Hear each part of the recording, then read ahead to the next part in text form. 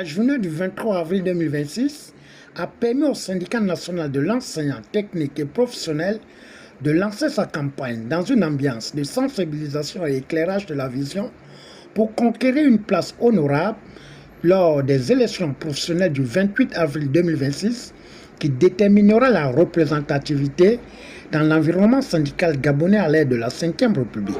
Synitec Pro a ouvert sa campagne aujourd'hui au sein de l'établissement Tchoré. Nous invitons tous les enseignants conscients de leur situation. Quand je parle de situation, c'est administrative, professionnelle, de voter pour le Synitec Pro. C'est le seul, je le dis, surtout pour les enseignants, les établissements techniques, c'est le seul syndicat qui peut porter vos problèmes. Parce qu'au sein de nos établissements techniques, on est en même temps des enseignants du technique, les enseignants du général qui interviennent. Donc, je pense que le Synitec Pro est le syndicat le mieux placé pour défendre vos intérêts. Aujourd'hui, nous sommes venus communiquer avec nos collègues du lycée technique pour leur décliner la nécessité de répondre présent au vote qui se tiendra le mardi pour ce qui est des élections professionnelles. Aujourd'hui, beaucoup d'enseignants se sont sentis floués, abandonnés, trahis par leurs représentants. C'est donc là l'occasion de donner à nos collègues la chance de pouvoir exprimer leur vote et de clairement indiquer les personnes qui sont dignes de pouvoir les représenter.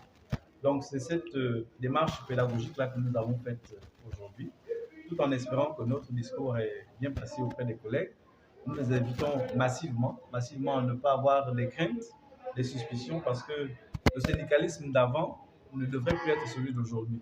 TECPRO a toujours prôné pour la dignité de l'enseignant, pour la revalorisation des émoluments qui concernent l'enseignant et surtout l'amélioration des conditions de vie de l'enseignant.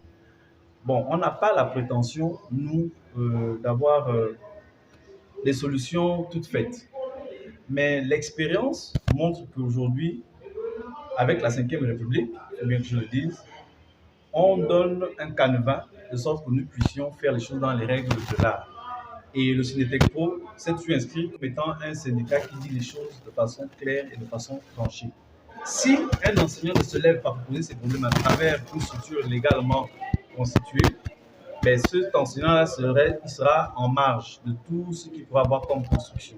C'est pourquoi on voudrait que ces derniers puissent s'exprimer à travers un canevas bien constitué pour eux et qu'ils disent les choses clairement et qu'on prenne compte de leurs revendications.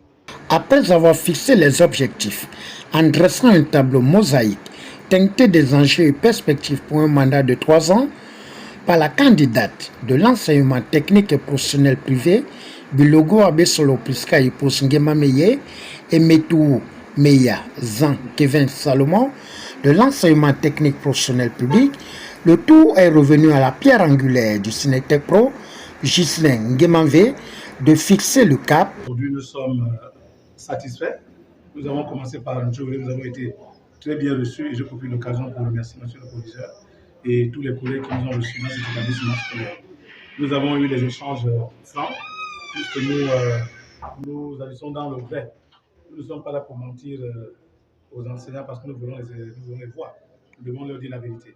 Après, nous sommes rendus au lycée technique Libreville et là, nous sommes en train de terminer au lycée technique national de Marbongo, où nous constatons que beaucoup d'enseignants sont intéressés par le message du Synitec Pro, qui est celui de valoriser l'enseignant en toute globalité.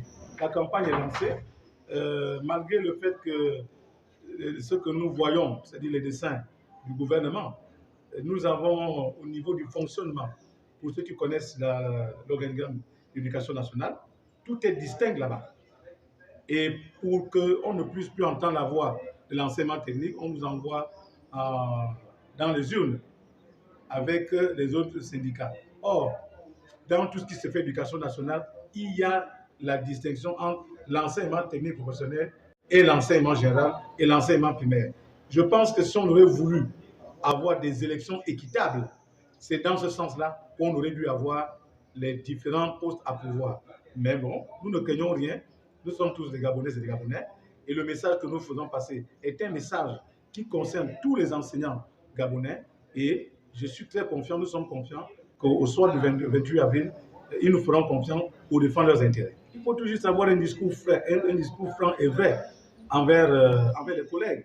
Il ne faut pas venir leur raconter parce que, comme je disais tantôt lorsque nous étions au niveau de Ntchouéré, que je ne peux pas dire que ce qui est traité, par exemple, dans le cadre du comité de suivi et évaluation, c'est-à-dire les publics de transport, logement, éloignement, pour dire que non, c'est le CTPO. Non, c'est le fruit d'une commission tripartite. Donc, on ne va pas, quand ils nous posent des questions là-dessus, nous devons être capables d'expliquer. On explique ce qui se passe, on explique comment ça se passe, et non s'approprier cela.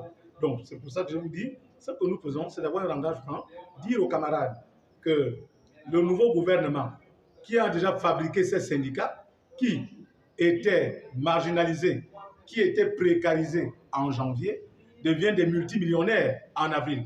Comment est-ce qu'ils ont fait pour être là? Donc nous savons que ces syndicats sont des syndicats gouvernementaux, sont des syndicats État, et nous disons aux camarades, aux collègues de faire très attention, parce que s'ils font confiance à ces gens-là, au sortir de là, ils vont aller signer la trêve sociale. Et les Gabonaises et les Gabonais n'ont pas oublié. Après le 12 avril, nous avons élu quelqu'un. Mais qu'est-ce qui nous ont servi après? La libération des gens qui nous ont martyrisés. Ils les ont libérés. Mais s'ils le faisaient avant les élections, on devait les voter. C'est la même chose qui va se passer avec ces syndicats État. C'est-à-dire qu'une fois élus, le lendemain, ils vont aussi la trêve sociale. Et ce sera encore une longue dizaine. C'est-à-dire qu'au lieu de 10 ans, on va même de faire 2 décennies pour voir encore une situation administrative bouger.